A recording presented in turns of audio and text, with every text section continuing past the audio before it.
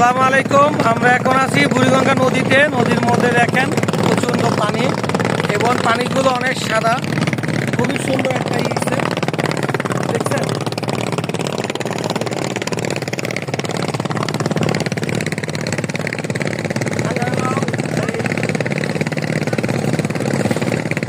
মনে হচ্ছে আমরা নগরতলায় নৌকায় না নগরতলায় আছি। দাঁড়ায় বড়